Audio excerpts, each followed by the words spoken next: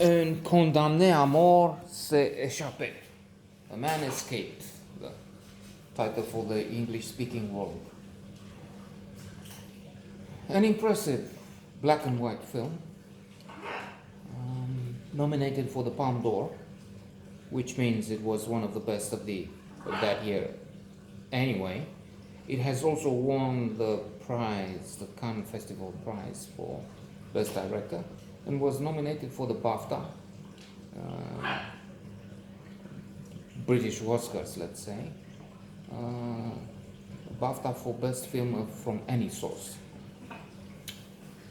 So we have a story that we are familiar with here. That is, a man is imprisoned and about to die, evident, explained from the title, and also from the title, C'est Echappe. We're about to see him escape, and we're concentrating for a good while on his efforts to escape, on what happens in jail, on the psychological and physical torture, because these prisoners are not, this is different. I'm thinking now of Sean Jones and Susan Sarandon, among others, other good actors in this film, in Dead Man Walking, and so many others along these lines, where there could be some doubt on the guilt of the prisoner, not in Dead Man Walking.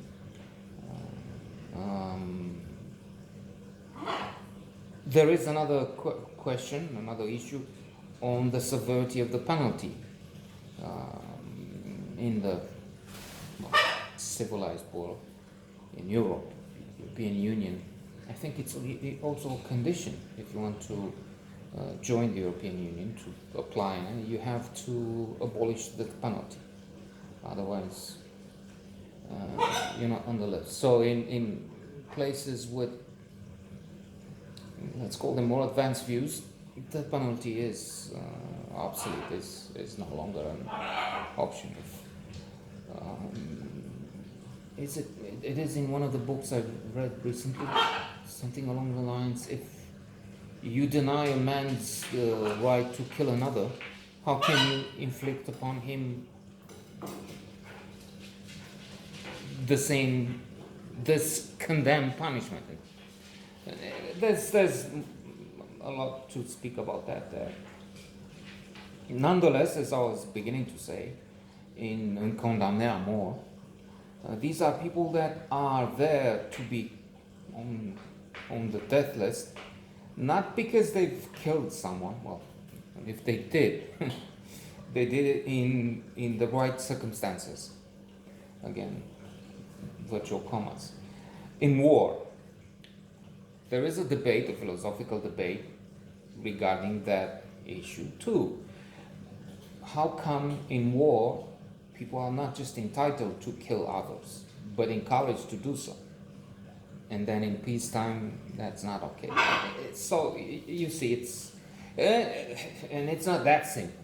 Of course, in war you kill Nazis who are there to exterminate populations, to take your country away, and things like that, and kill Jewish people, gypsies, minorities, and all that, defy them and install dictatorship, and so on. So it's there's much more to say there, and it's not something to debate in 5 or 7 minutes. However, those in our film here have been involved in the fight against Nazis. The Nazis are the ones who keep them in there, and they're the ones who will kill them if they don't find a means to escape, and they torture them in the meantime. So our hero is the condamné, the man who escaped. Is very inventive in using whatever he has in his cell I'm thinking an Clint Eastwood movie and Alcatraz and others where they have, so they do. Of course, the one that audiences have placed the number one, Shawshank Redemption. Tim Robbins, Morgan Freeman, others. One of the best movies ever, where we have a spectacular escape. So he's using the wire which is keeping the mattress on his bed, and then various fabrics, cloth to make a rope, and then making diagrams and thinking of ways to escape. And that's part of the merit of this film, which is also an interesting psychological drama.